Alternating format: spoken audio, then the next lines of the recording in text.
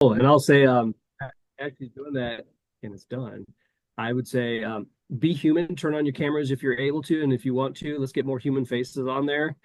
Zoom sucks. And so it's totally up to you guys. All right. So, Suzanne, thank you for inviting me on this topic. This is one of my favorite topics to talk about, which is really has a foundation in positive psychology. And I've done this kind of presentation for students. I've done it for learning and development. Gosh, for how long I've been here, 9 years now. And really, when you think about positive psychology and this idea of purpose and purposeful work, this is the foundation of what a career center is supposed to be doing despite all what you hear out there that, oh, you guys just do resumes and you help them find jobs. I can get a job for anybody. That doesn't mean anything. It's the will you actually like the job? Will you stay in the job? Will you find energy from the job? That's a whole nother level. And so I know I've been doing this for about 25 plus years, but for about 15 to 20 of those years, I've been doing a lot of research on things around like employee retention, helping people find purpose, understanding the numbers behind it, and what it means for a person's own personal well-being when they're trying to find a job and a career, and what makes them tick, all the way through how we restructure higher education to really make sure we're paying attention to this stuff instead of just what we've noticed for hundreds and hundreds of years, which is do a certain number of credit hours to get a piece of paper and then you're done. And oh, by the way, good luck with that student debt. Really bothers me. And it's getting worse and worse and worse. So we're going to talk a little bit about this. So purposeful work, finding happiness. Every time I do this presentation, people are like, oh my gosh, Patrick's here. He's just going to make me happy. And that's the whole point of the presentation. Really, it's not that. Really, what this idea of happiness is really this connection that you have and an understanding of who you are and how it relates to the work that you do. And there's this cool dude, this theorist called Carl Rogers, and he always talked about this idea of your career is an expression of who you think you are. And let me just let that sit for a second. A career is an expression of who you think you are. And if you're not figuring out who you are and you're just finding any kind of career, you're going to start to see some disconnect there. You're going to start to see some issues. So this happiness thing, usually when it's this happiness and we start talking about that, people are thinking to themselves, well, gosh, if I just had that awesome house, and this is my house, you're all invited, then I'll magically finally be happy, right? If I can just have that thing and I'll magically be happy. Now, what do we know about things and happiness? Think of it this way. Most of the research says that when you buy something, when you get that thing, you're immediately happy for a very short amount of time, and then that level of happiness comes drastically down pretty quick. That's what the research, I'm paraphrasing the research, but basically say if you buy something, you're gonna be happy for a second, then it's gonna come back down. So let me give you an example. I bought a car because my car crapped out on me a few years ago. And in the first 6 months, I was in that car. I was like, wow, it's got this new smell. It drives nicely because it's got new tires. I feel fancy. And then now it's just a thing that gets me from point A to point B. Like, I don't really care anymore, right? And so if I just had that thing, maybe that car, maybe that finally, if I can get that car, like I was feeling, everything's gonna be great. So most of the time, it's people say, if I can finally go on vacation and do that vacation I've always been thinking of, it'll finally make me happy. I'll finally have that energy again.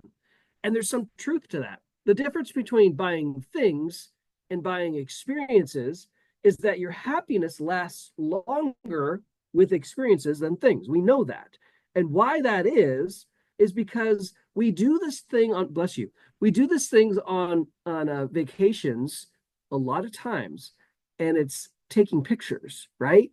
Or now I guess we have our phones out. We don't take pictures like this anymore, but we have our phones out. And the reason the happiness can last longer for us is because we can go back to those pictures, go back to our memories, and relive how we were feeling. Now, most people take pictures, but they never come back to it. And what I've noticed with a lot of people these days is instead of truly being in the moment and experiencing what's in front of you, they're like this all the time, trying to figure it out and want to see it later. So we know there's something there. And then there's this thing right here. And this is usually the number one thing that people say is, if I can finally just have enough money, I'll finally be happy. And there is some truth and proof behind that. What we find from the research is that our happiness goes up with the more money that we make. But then there's this magical spot, this magical amount of money that even though we are making more money, our happiness doesn't actually keep going with it. It flatlines in a sense. And that magical number, gosh, the last research, and it's like $90,000 or something like that. At that point in time, our happiness doesn't keep going if we're making $1 million. Now, every single day, I try to talk to the chancellor and say, just give me a salary of $1 million because I need to do some research to see if my happiness. But she hasn't returned my messages yet. But there's something there. So if we know it's not things, if we know it's not experiences, and when we think about campus, all the experiences we have, if we know it's not money, because there's plenty of jobs out there that make 100,000 more or $100,000 a year, and you don't need a 4-year degree, then what the heck is it? And what we come down to is that what purposeful work is all about, what happiness is all about when we think about this connection is what brings us meaning and purpose. And that's a deep sort of thing. Because when you think about our college students, when you think about us, we don't naturally go into college and say, gosh, I know what the term meaning means, or I know what purpose means. We always talk about this thing called passion. Like just find your passion and then everything's going to click into place. Well, I'm going to tell you this. So part of my background is in counseling, and what we learn about humans is that there's a lot of humans that don't know what passion feels like. And suddenly, because they don't know what it feels like, a lot of times they feel like there's something wrong with me because I haven't felt that word called passion, and that could lead to depression or many other different things. But when we refocus, when we change the lens of what we're trying to help them understand, what it really comes down to is what brings us joy and what gives us energy. And those are two words that people can really associate with of when I'm doing tasks, when I'm doing things, I feel energized. And we want students to pay attention to those moments. And if they can start collecting all those moments where they're feeling joy and energy, and we package it together, and then we help them understand, oh, by the way, did you know you could study things that relate to your joy and what brings you energy? And did you know that studies can actually equal a career and a great life and feeling good about yourself and those values that you're all about? That's changing the lens. Now, I'm not going to do this with you guys, but I do it with students. Usually I have this list of job values, workplace values. We forget to talk about these things with students. We're just so bogged down with hurry up and find a job and look at the job description and take a bunch of classes that we forget about what is it actually like to work in that job function or that work environment, and will you enjoy that? And so I give them a bunch of work values, and I ask them all to stand up, and I rattle off these values one at a time. And I say, once you get to a point where you're like, I don't want to do that job, I don't associate with that value, sit down. And these values are things like you have to like people, or you have to work, or you're going to get complaints all the time, or you have to work 8 p.m. to 4 a.m. And they start seeing these things. And suddenly I ask them to, what job do you think this is? And they can't even figure it out. And so what we're trying to get at here is we want them to explore what it's going to feel like and be like rather than read about it to make that match better. And I say that because for the past 10, maybe longer than 10 years, and this is only going to get worse in the next 5 to 10 years, and I can't wait to retire so I don't have to worry about it anymore, is that higher education has a major, significant, serious PR problem. And my personal feeling is that higher education, we're still putting our heads in the sands, pretending like it's not actually happening. And that's really scary for me, because how we've processed higher education in this country for the past 100 years is going to be completely different than what it needs to be for the next 50 years. And if we don't make that shift, we're going to start to see some major issues starting to come. And when you go out there and you read the news, it's already happening. Have you heard about those colleges or the universities that are slashing programs, slashing faculty? Have you heard about those laws and those politicians saying, what's the return on investment on what your program's all about? All of that is happening. And it's not that we're doing anything wrong. My belief is that we're not translating very well all the amazing stuff that all of you do and our colleagues across campus, and why it matters. And really getting back to the whole purpose of what we're all about as higher education, which is helping our human beings succeed with a college degree. And it doesn't necessarily mean how much money you're going to make. A lot of business schools are measured on how much salary their students make. That shouldn't be the thing. It should be, Do you have the confidence in yourself? Are you connecting with that opportunity? Are you a productive human in our society and all these different things that we often talk about? So let me just rattle off some stats just to give you a flavor of what we got here. Passion versus purpose. 70%, this is a McKinsey, 70% of their find the sense of purpose in life is designed or is defined in their work. So my purpose, what I feel about my purpose in life is defined in my work. 70% of those who said that's the connection. It goes back to what Carl Rogers said. 62% are seeking more purpose from their work. So we know that the majority of humans, or of people in that survey, said that purpose in life is connected to their work, but 62% are saying, I need to find more purpose in their work. That should be a wake-up call for higher education and, of course, what career centers do across the way. 5 times higher levels of well-being when they are living their purpose. 5 times higher levels of well-being. And you're going to see very quickly that for the past 7-8 years, depression, major depression, is the number one issue in the workplace today. I mean, these are interesting dots to connect, right? There's a 40% higher retention rate for purpose-driven companies. So when the Career Center talks to companies and they're like, oh my gosh, give me your best and brightest. We got to retain these people. Here's how you do it. You figure out the values and the purpose of your company and match it with the right candidates. And so that tells us that we have to help students figure out their purpose, the values, and what makes them tick, and then help them find the right workplaces to do that. And suddenly, we're making more money, we're retaining our talent, we're doing all the things that companies keep talking about for a long, long time. Graduates who align their work with their interests, their strengths, and their values are 10 times more likely to have high overall well-being. 10 times more likely. This is Gallup. Gallup's definitely in the space of helping us universities understand our purpose, our return on investment, how we should be saying things to future students, current students, and alumni, and all of us who work in higher education. 10 times more likely. And so when you think about a career center, one of the very first core things that they provide, curriculum, student affairs offices, all of us, strengths finder, MBTI. We have the tools, Pathway U, and Suzanne, I know we'll talk a little bit more about this later after I get off my soapbox, apparently. We have the tools to help students get started. What we do poorly as a university, and universities in general, is structuring it so that we become a strengths-based university. And what that means is it becomes baked into everything that our students do, so they're not just taking an assessment and saying, okay, good, here's a piece of paper that says what your strengths are, but I'm living them. I'm using them as I choose a major and a career and whatever else I'm deciding to do with my college experience. The other thing that we do poorly is helping students make decisions, learn how to make decisions. I have yet, and it's on my list before I get out of work, before I retire, is we got to find a way to develop better structures to help our students make significant and major decisions for themselves, like process through these things so that students, when they're faced with these as, postgraduate or graduates, they're figuring these things out a little bit better. Less than half of college graduates find purposeful work. Less than half. And that's on us, right? We're so busy. We do a lot of stuff, but I think if we can put our mind to it and look at all the amazing things that we already do, how do we help them connect this to purposeful work?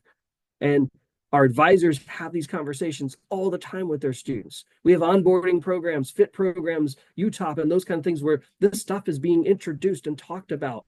Career centers there to help them do the stuff. I wonder if there's an opportunity in all of our curriculum that we can somehow pepper it in instead of making this stuff optional. When you think about career centers and career education nationwide, most universities and colleges don't require it. It's optional. Isn't that weird to you? Like, if we know the number one reason students come to college continues to be because I want to find a job and find my next thing, and then the second reason is because they want to learn, yet we make career stuff optional. Well, I wonder why we're in the problem that we're in, right? So student debt. So in 2000, around roughly the year 2000, the student level of student debt was about $200 billion. Okay? Now, I want you guys to put into chat, and let me open up my chat so I can see what you guys are doing here. In 2023, want you to throw out there, what do you think the level of student debt is for the entire country? Don't Google it. That's cheating. Don't ask AI. It's going to tell you lies. What do you think? The year 2000 is 200 billion. All right, I'm seeing 3 trillion, 1 trillion, triple that. Okay, okay, these are good. Give you a couple seconds. What do you think? $1.7 trillion. $1.7 trillion. The average student who graduates from our university, the last figure I saw, which was a couple years ago, the average debt was about $25,000, $25,000 to $30,000.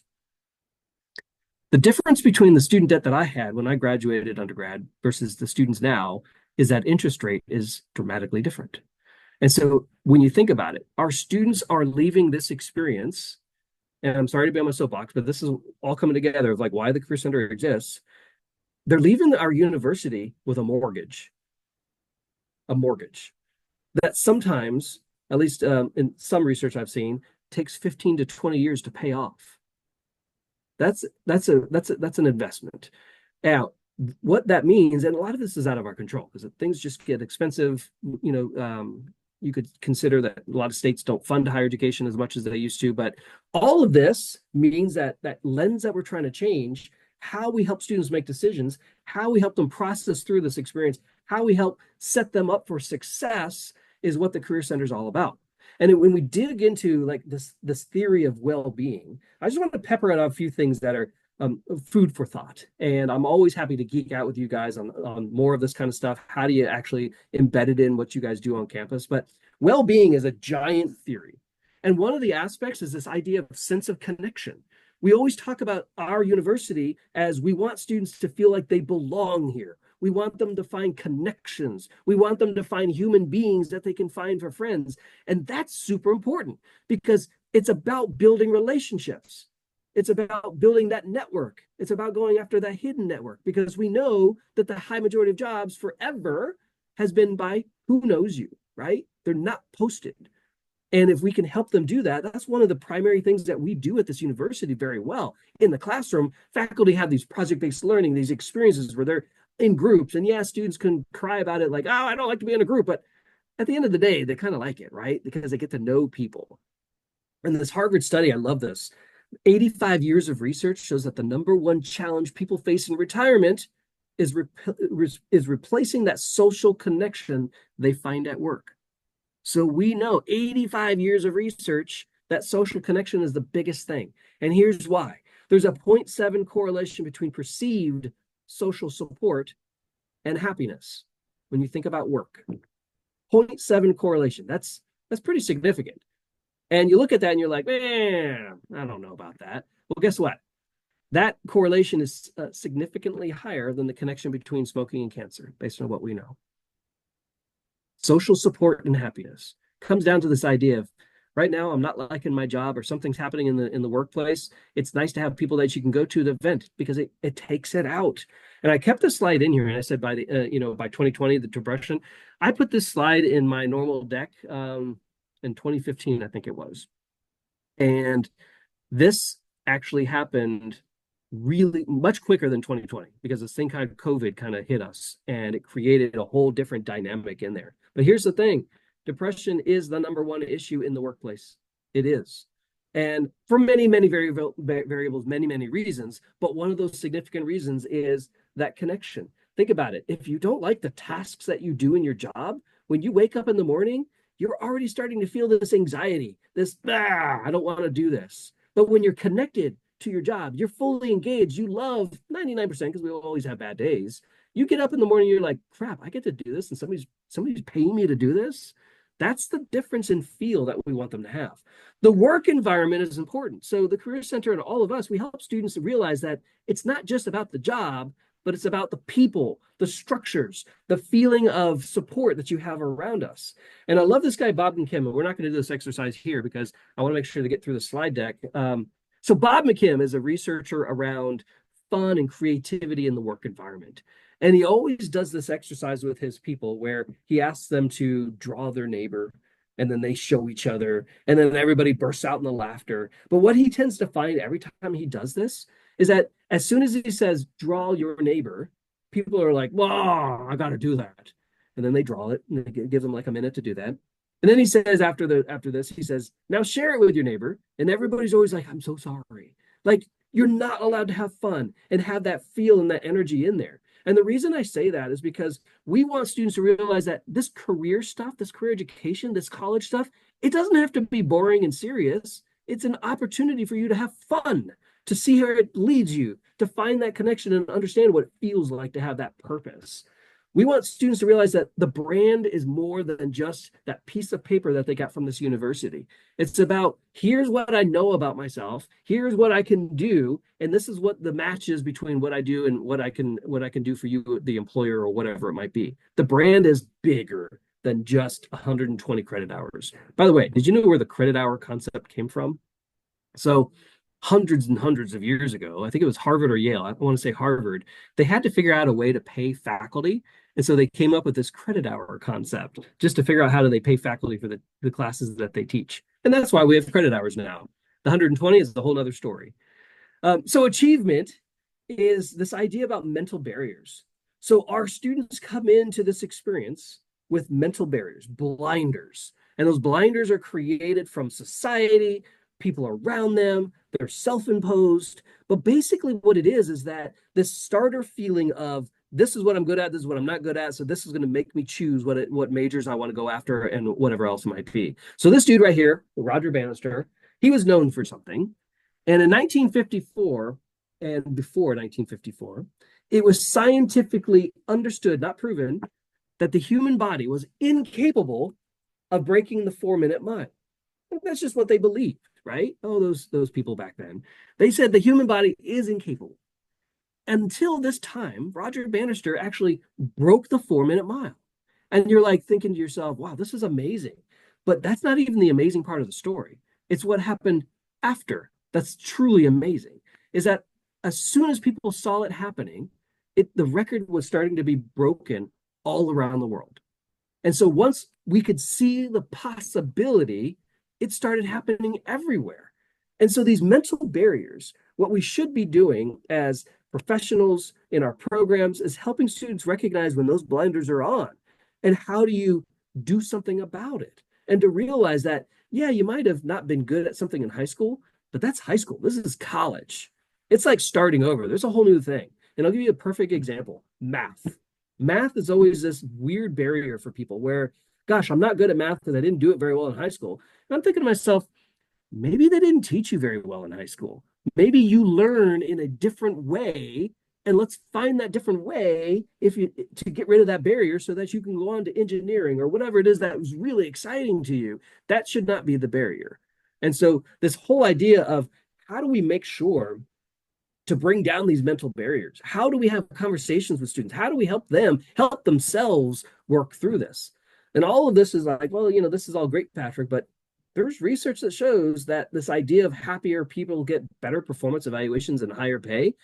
It's been proven over and over and over again. And it's because when you're connected to what you do, people see it in you.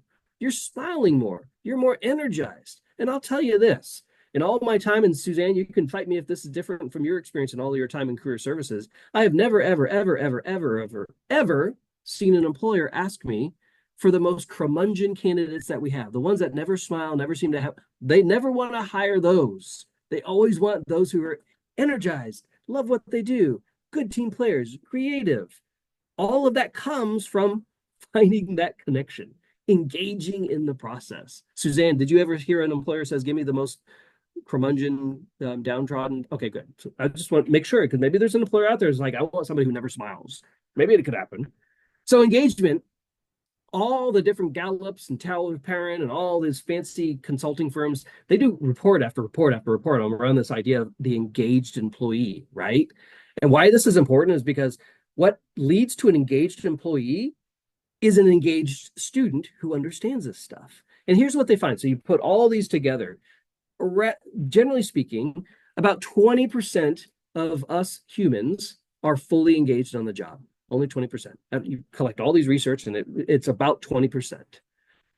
And about 10% are fully disengaged in their jobs.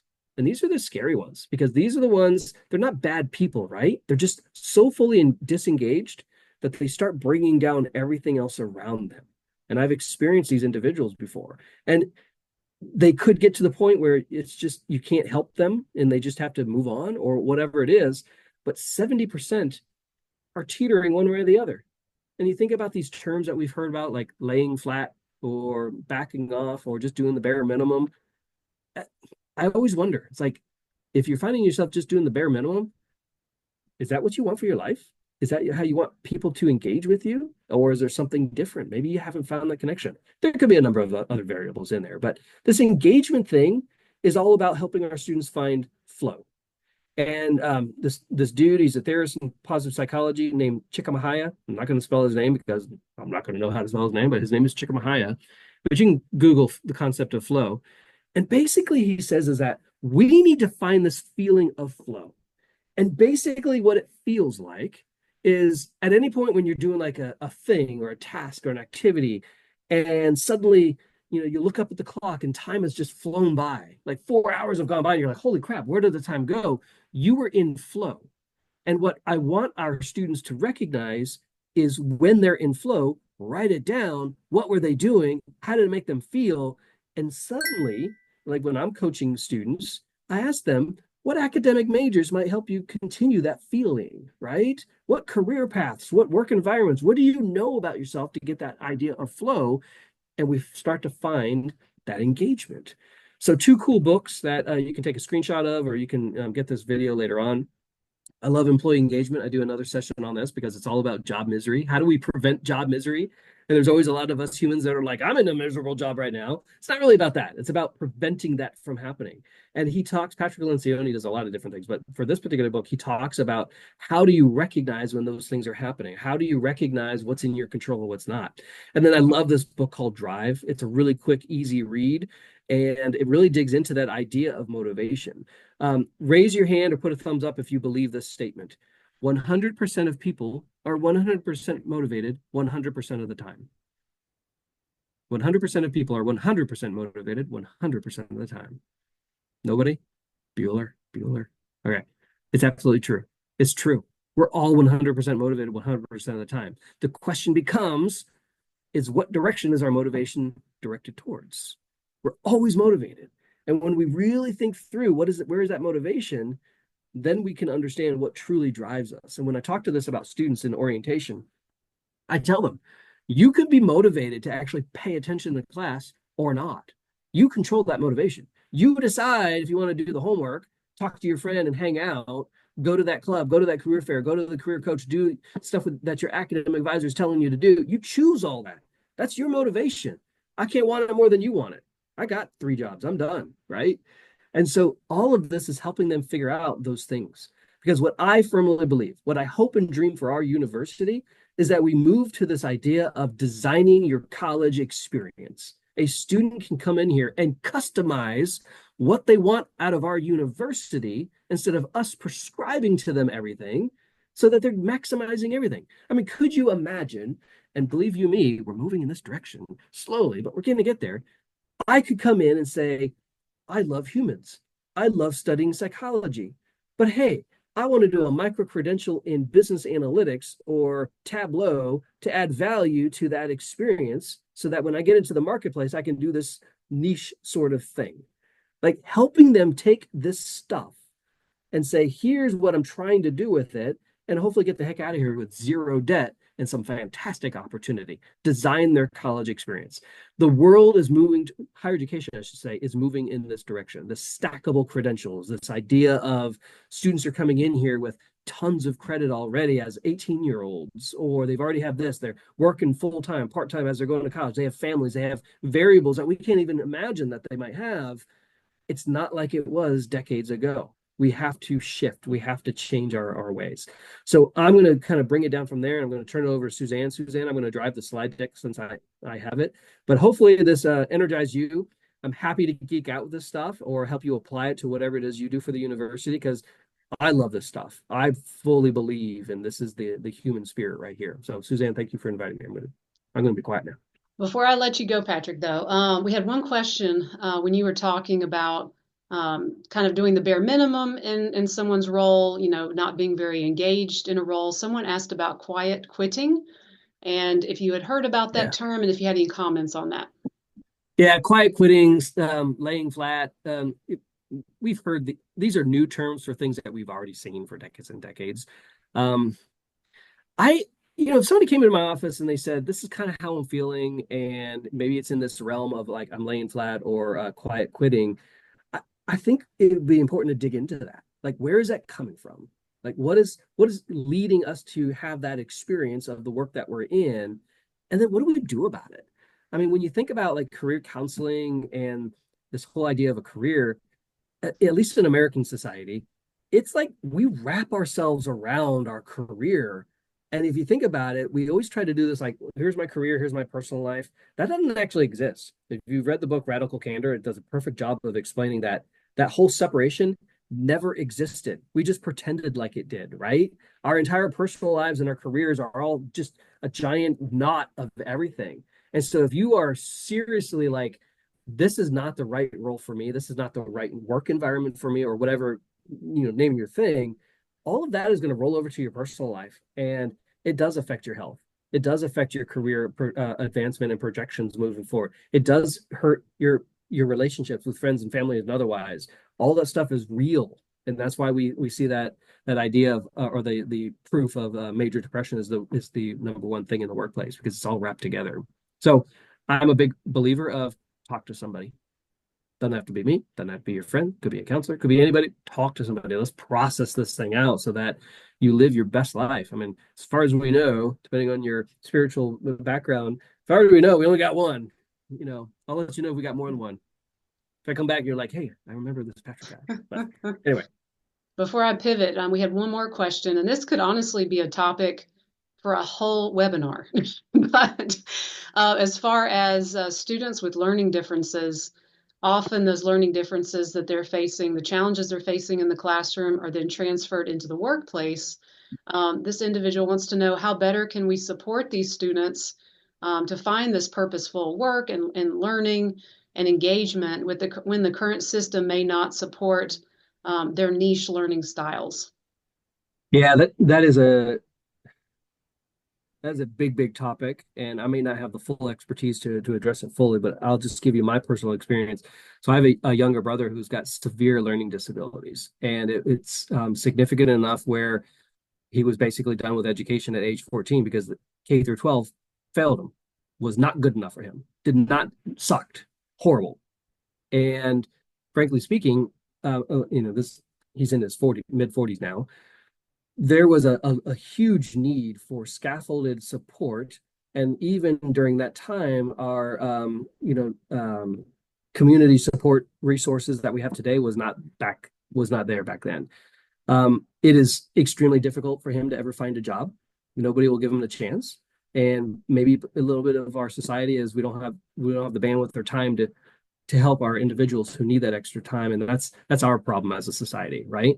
And so the only thing I can say is that I have lived watching that happen, and that's severe learning disabilities. We have students who have a wide spectrum of support needs and whatnot.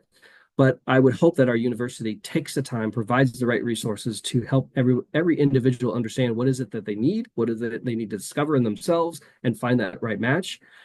But it takes a lot of time and it takes a lot of resources, and it can't just be a band-aid. And I know our Office of Disability Support does a wonderful job with very limited resources to help all of our students who are dealing with this. And I guess the bright side these days is that it's more normal to express this is who I am. These are the differences that I have versus back in the day where people would more likely hide it because they didn't want to be judged. So I think in that light, we've gotten much better as a society of accepting it as it's an okay thing. It is what it is. Welcome to the world.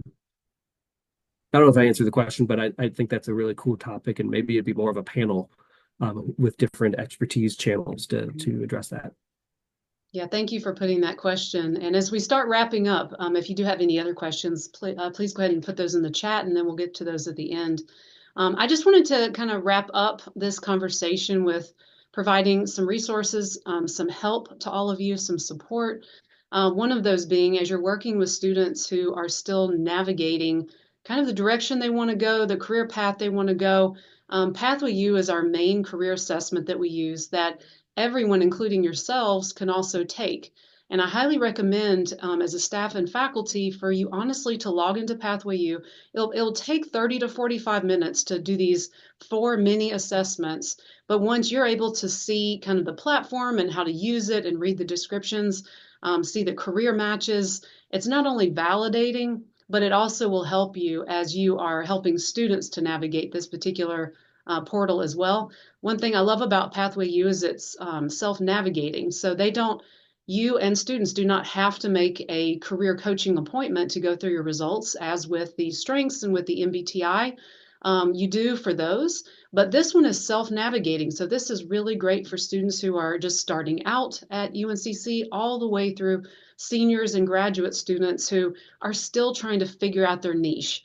So highly recommend this. Feel free to take it yourself just to know what the platform looks like and also to be validated. It's a really fun assessment, and it's interesting to see and be able to do some self-reflection, especially where you are right now in your own career. You may also be pivoting or trying to find that purposeful work yourself, and this could just be one of those tools that you can use to start clarifying that. Next slide, Patrick. So just really quick, all of our information can be found on our main Career Center website, career.charlotte.edu. You can see those two different arrows, one pointing to the Students and Alumni tab.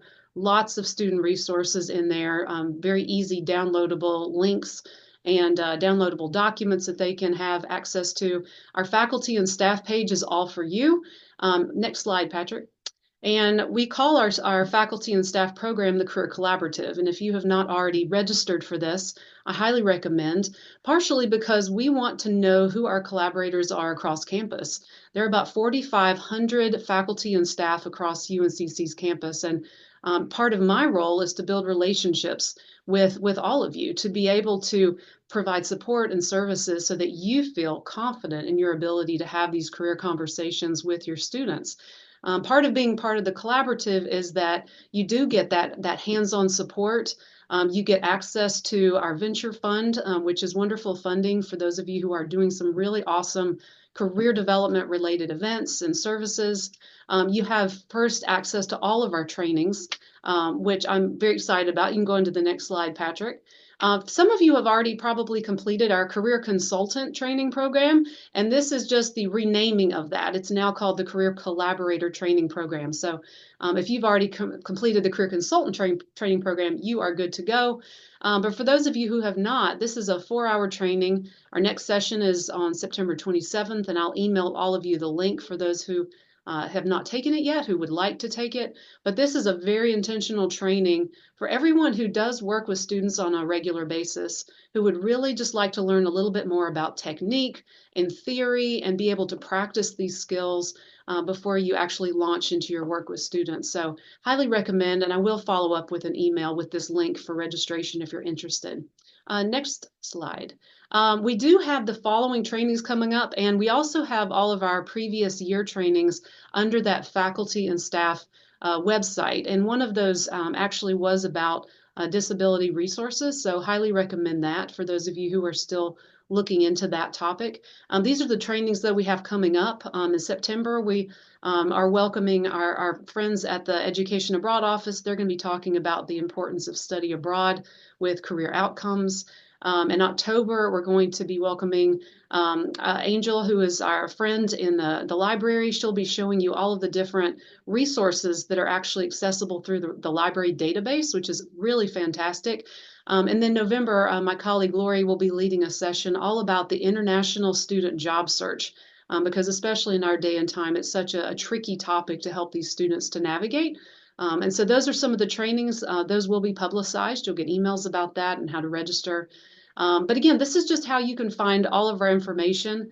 For those of you working directly with students who just need really quick help, we do have drop-ins every day, I think starting next week, starting Monday through Friday from 10 a.m. to 3 p.m. And again, your students can just drop in. You yourself can also drop in if you just have quick questions.